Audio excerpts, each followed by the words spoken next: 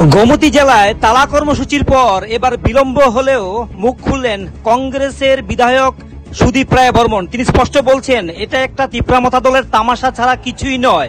তিনি বলেছেন যে গোমতী জেলাশাসক যখন রাত ৮টায় সাক্ষাৎ করেননি সেই বিষয়টি যেমন তিনি প্রতিবাদ করেছেন এবং এর নিয়ে কথা বলেছেন, সেই সঙ্গে সরকারের থেকে এই ধরনের তামাশা করার কোনো প্রয়োজন নেই বলে তিনি স্পষ্ট বক্তব্য দিয়েছেন সুদীপ রায় বর্মন। এবং গোমতী জেলার কর্মসূচিকে তিনি একটা তামাশা বলে ব্যাখ্যা করেছেন। তিনি বলেছেন সরকারেও থাকবে আবার সরকারের প্রতিবাদও করবে, এটা একটা তামাশা ছাড়া কিছু নয়। এবার কি বলছেন সুদীপ রায় বর্মন শুনুন। ঘটনা হওয়া উচিত না, কাজে যদি এরকম হয়ে থাকে মোস্ট আনফরচুনেট বলে মনে করি। আর এরকম না করে বরঞ্চ ক্ষমতা শেয়ার করবে আর এরকম ঘটনা ঘটাবে, এটা তো ঠিক না।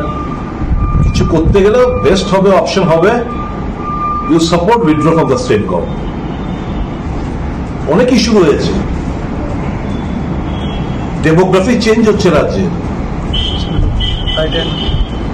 সিএ নিয়ে তিপ্রামথার স্ট্যান্ড কি? সিএ নিয়ে তিপ্রামথার স্ট্যান্ড কি?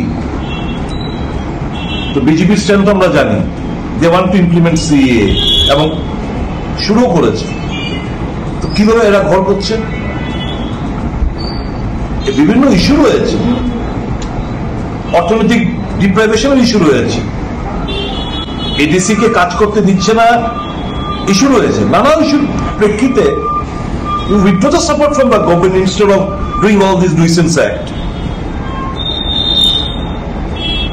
সরকারও থাকবে, ক্ষমতাও ভোগ করবে, সমস্ত কিছু পাওয়ার প্রিভিলেজ এনজয় করবে, আবার এই তামসাগিরিও দেখাবে, সেটা হতে পারে না। এটা নাটক বলে মনে করি।